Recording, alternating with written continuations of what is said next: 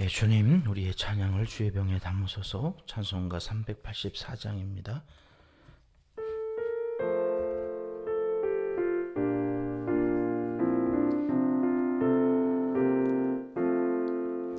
나의 갈 길 다가도록 예수 인도하시니 내 주 안에 있는 긍휼 어찌 의심하리요. 믿음으로 사는 자는 하늘 위로 받겠네. 무슨 일을 만나든지 만사형통하리라. 무슨 일을 만나든지 만사형통하리라. 나의 갈 길 다가도록 예수 인도하시니 어려운 일 당한 때도 족한 은혜 주시네. 나는 심히 고단하고 영혼 매우 가라나. 나의 앞에 반석에서 샘물 나게 하시네. 나의 앞에 반석에서 샘물 나게 하시네. 나의 갈 길 다가도록 예수 인도하시니 그의 사랑 어찌 큰지 말로 할 수 없도다. 성령 감화 받은 영혼 하늘 날아갈 때에 영영 부를 나의 찬송 예수 인도하셨네. 영영 부를 나의 찬송 예수 인도하셨네.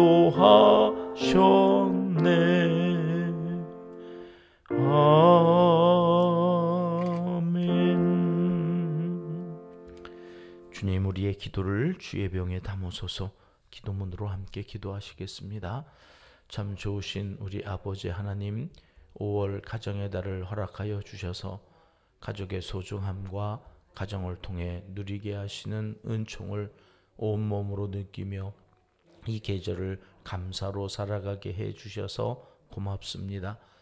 비록 몸은 세상에서 살아가지만 가족들이 있어서 천국을 맛볼 수 있어서 감사하고, 힘들어도 참고 견디며 내일의 소망을 품고 열과 성을 다해 살아가게 하심 또한 감사드립니다. 나의 갈 길 다가도록 예수님 인도하여 주시고 거룩한 제사장으로서의 삶도 아름답게 완성시켜 주시옵소서. 거룩하신 하나님만 의지하며 예수님 한 분만으로 만족하며 살아가는 하나님의 사람들이 되게 하여 주시옵소서. 우리에게 자녀 손을 허락하여 주시고 저들을 위해 날마다 기도하게 하심을 감사드립니다. 우리 은평교회가 다음 세대를 세워가는 양육 공동체로 든든히 세움을 받게 하여 주시옵소서. 교육부서 예배 환경을 위하여 기도합니다. 세상의 예배를 위해 최소한의 여건을 갖추고 오직 하나님께만 집중하여 예배 드릴 수 있는 교육 여건을 허락하여 주시옵소서. 어린 생명들을 그리스도의 사랑으로 양육하는 교회학교 교사들과 교육자들의 수고와 애씀을 기억하여 주시고 하늘의 지혜와 명철을 더하여 주시옵소서. 험한 세상 살아가는 데 필요한 믿음을 더욱 굳세게 하여 주시옵소서. 우리 교회는 시니어 세대가 날마다 행복 지수가 높아져 살맛 나는 믿음의 공동체를 이루기 원합니다. 거룩한 백성들이 비록 육신은 후패할지라도 그 영은 날로 새로워져 성숙한 신앙인으로 하나님께 인정받는 참된 그리스도인으로 살아가게 도와주시옵소서. 성인병이나 치매와 같은 뇌 질환으로부터 안전하게 지켜주시고 더 나빠지지 않도록 건강을 보호하여 주시옵소서. 마음에 병이 들지 않도록 평강의 복을 내려주시고 상처를 십자가 앞에 다 내려놓고 주님의 위로하시는 은총으로 상처가 더 이상 상처가 아니라 훈장이 되게 하여 주시옵소서. 우리 교회 환우들을 위해 특별히 기도합니다. 전문가의 손길로 만들어진 모든 약으로 치료하지 못하는 질병까지 전능하신 하나님께 맡겨드립니다. 오랜 투병 중에 있는 환우들을 이 시간 안수하여 주시고 긍휼히 여겨 주시사 온전히 깨끗함을 입게 하여 주시옵소서. 치료하는 광선을 발하여 주옵소서. 우리가 돕는 선교사님들과 개척교회, 농촌교회, 도시 빈민들을 위해 수고하는 사역자들을 위해 기도합니다. 여기서 기도할 때 거기서 역사하여 주시옵소서. 주의 종들을 살펴주시고 건강과 안녕을 지켜 주시옵소서. 필요를 채워 주시옵소서. 이 나라 이 민족을 끝까지 사랑하여 주시고 북관계가 나라와 국민과 동포들에게 유익한 결과로 잘 풀어지고 흘러가도록 주님께서 인도하여 주시길 강청하옵나이다. 전쟁이 그치고 케냐와 브라질 등 폭우로 인해 재난을 당한 많은 이재민들에게 긍휼을 베풀어 주시옵소서.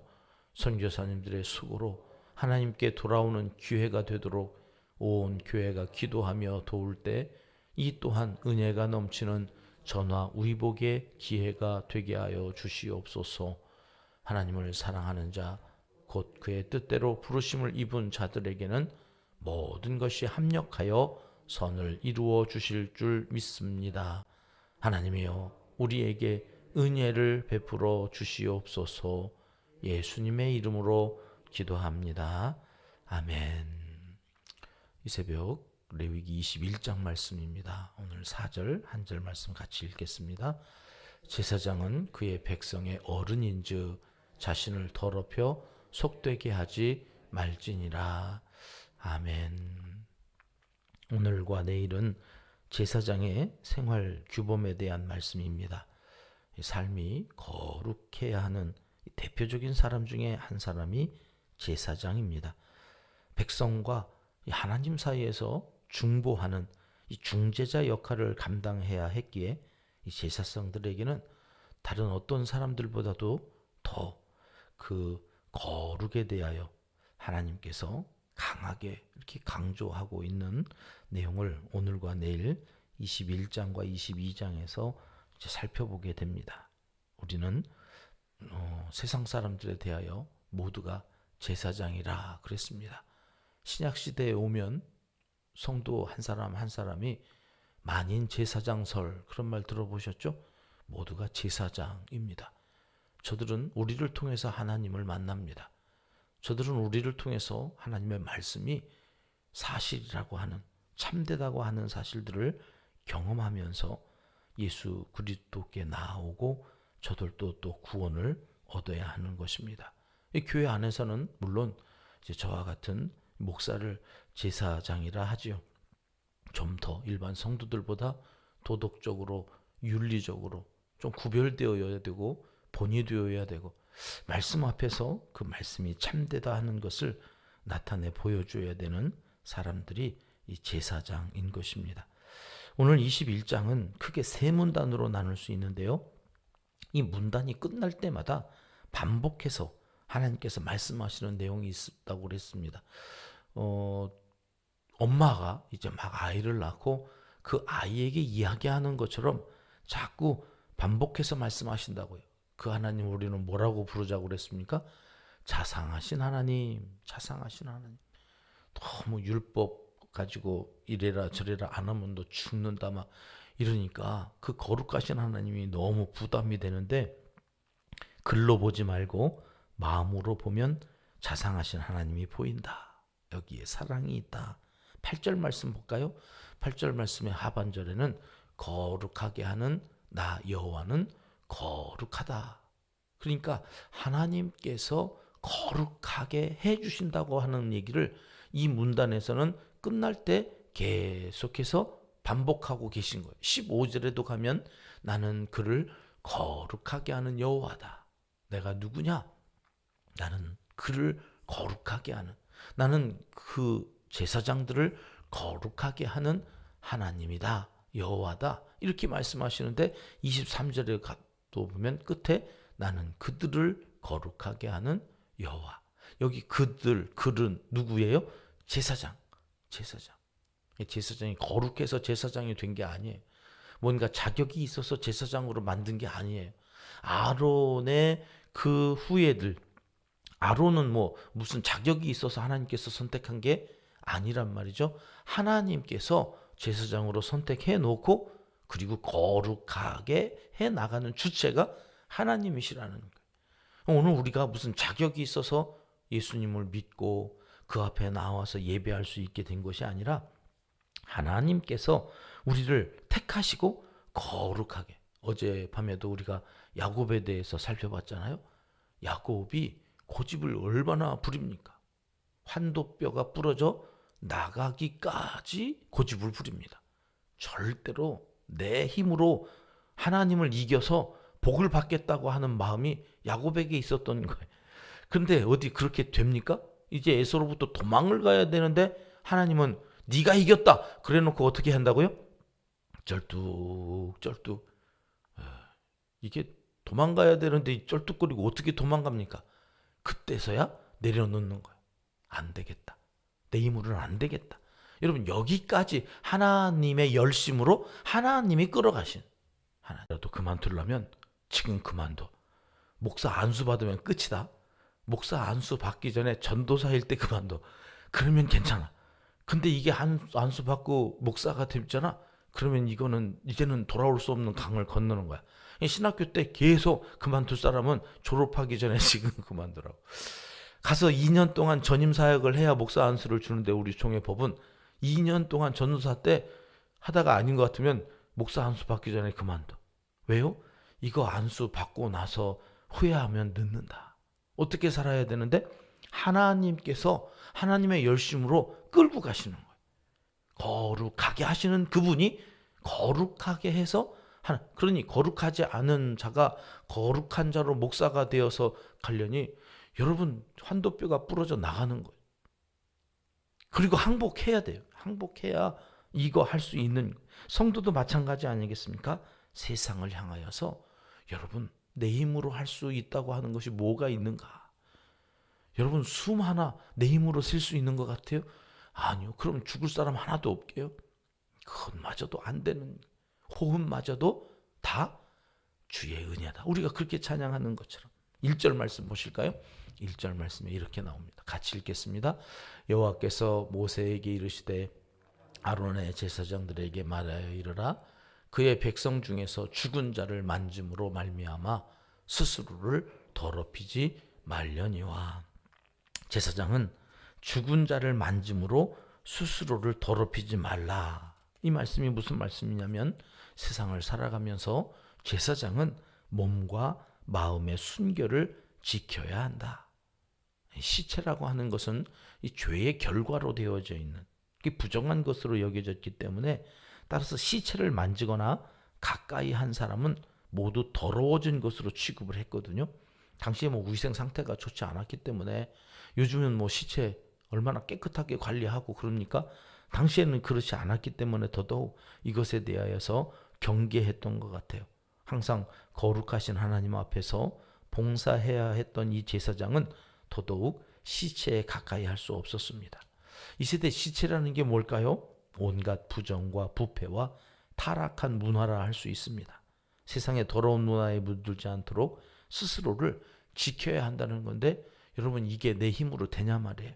근데 이게 성도가 기도하는 자리, 말씀을 묵상하고 그 말씀 앞에서 한 번 더 그 말씀을 내 마음에 품고 살아갈 때 여러분 이게 절제가 되어지는, 이 세상과 점점 멀어지는, 그러니까 그렇게 살아가는 삶, 이것을 하나님께서 우리에게 요구하시고 순종하기를 원하시는데요.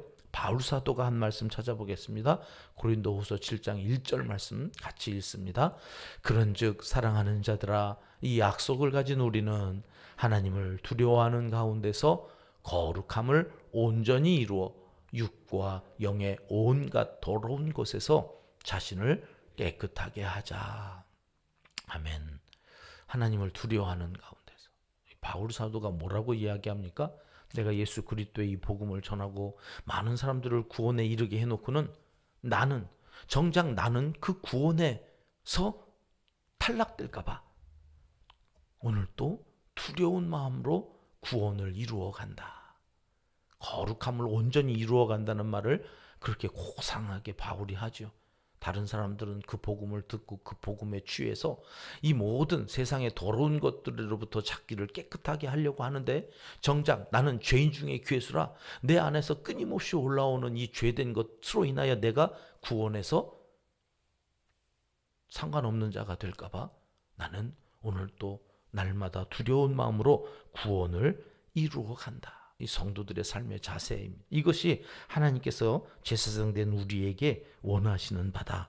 그것을 하나님께서 내가 하나님께 나 자신을 내어드리면 나를 그렇게 만들어 가실 거다. 그렇게 말씀하시는 겁니다. 5절 말씀 보겠습니다.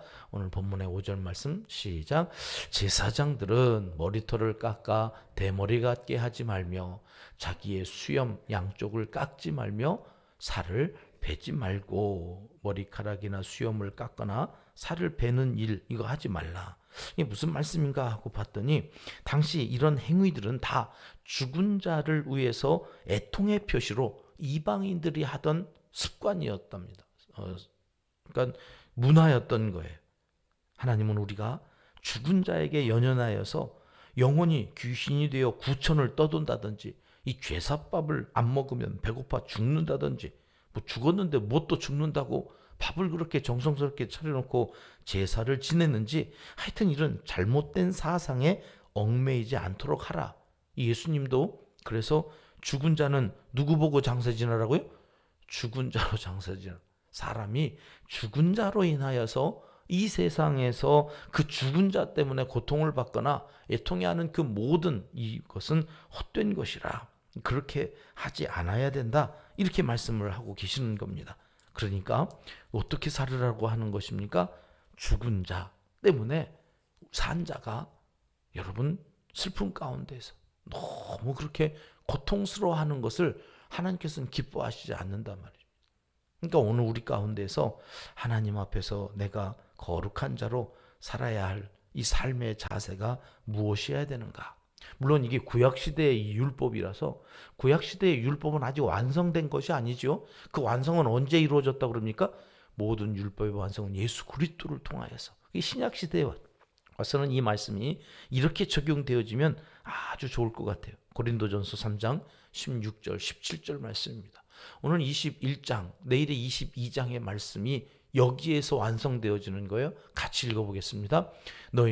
너희가 하나님의 성전인 것과 하나님의 성령이 너희 안에 계시는 것을 알지 못하느냐? 누구든지 하나님의 성전을 더럽히면 하나님이 그 사람을 멸하시리라. 하나님의 성전은 거룩하니 너희도 그러하니라. 우리가 성전이라는, 제사장 된 우리는 제사장이기 이전에 성령이 거하시는 성전이다. 그러니 악한 풍습이나 습관에 대하여서 여기에서 내 안에 머물지 않도록 계속해서 기도로 성령의 능력으로 쫓아내는 그러한 힘을 우리가 가지고 있다고 하는 것을 믿고 선포해야 합니다. 디도서 2장 11절 이하의 말씀도 이렇게 우리에게 권면해 주고 계신데요. 제가 읽겠습니다. 모든 사람에게 구원을 주시는 하나님의 은혜가 나타나 우리를 양육하시되 경건하지 않은 것과 이 세상 정욕을 다 버리고 신중함과 의로움과 경건함으로 이 세상에 살고 복스러운 소망과 우리의 크신 하나님 구주 예수 그리스도의 영광이 나타나심을 기다리게 하셨으니 그가 우리를 대신하여 자신을 주심은 모든 불법에서, 빨간 거 같이 읽을게요. 우리를 속량하시고 우리를 깨끗하게 하사 선한 일을 열심히 하는 자기 백성이 되게 하려 하심이라. 우리를 속량하시고 깨끗하게 하신 이유가 뭐예요? 세상과 대적하여서 우리는 선한 일을 열심히 하도록. 그래서 자기 백성이 된 것에 대하여 세상에 대하여 확증하게 하는, 구별되어야 된다고 하는 사실들에 대해서 디도에게 보낸 그 편지에 하나님께서 명확하게 설명해 주고 계시다. 우리를 속량하여 주신 목적, 우리를 제사장으로 부르신 그 목적이 이것이었습니다. 선한 일. 누군가 너를 괴롭게 하거든 원수를 위하여서 기도하라. 원수를 원수로 갚지 말고 선으로 갚으라. 여러분, 이것이 제사장 된 우리가 해야 할 일입니다. 여러분, 저를 아무리 미워해 보십시오. 저는 여러분을 사랑할 것입니다. 이게 그리스도인 된 우리, 제사장 된 우리가 가지고 있어야 될 삶의 모습인데 이게 되냐고요. 그러니까 오늘 또 십자가를 의지하고 또 기도하고 성령님께서 미워하기보다 사랑하며 그를 위하여 기도하라 하셨으니 기도하고 나아가는 거예요. 저가 성령께서 깨닫게 하시면 회개하고 우리에게 와서 속건제, 또 죄를 용서함을 구하는 그런 바람을 갖고 살아갈 수 있게 해달라고, 그를 불쌍히 여기는 마음으로 오늘 또 살아가는 제사장들이 다 되시길 하나님은 이 새벽 간절히 원하시고 계십니다. 기도하겠습니다. 하나님 아버지, 우리를 거룩하게 하시는 여호와라 말씀하여 주셨으니 오늘도 선한 일에 열심인 거룩한 하나님의 사람이 되도록 인도하여 주시옵소서. 예수님의 이름으로 기도합니다. 아멘. 주님 가르쳐 주신 기도입니다. 하늘에 계신 우리 아버지, 아버지의 이름을 거룩하게 하시며 아버지의 나라가 오게 하시며 아버지의 뜻이 하늘에서와 같이 땅에서도 이루어지게 하소서. 오늘 우리에게 일용할 양식을 주시고 우리가 우리에게 잘못한 사람을 용서하여 준 것 같이 우리 죄를 용서하여 주시고 우리를 시험에 빠지지 않게 하시고 악에서 구하소서. 나라와 권능과 영광이 영원히 아버지의 것입니다. 아멘. 자유롭게 기도하시겠습니다.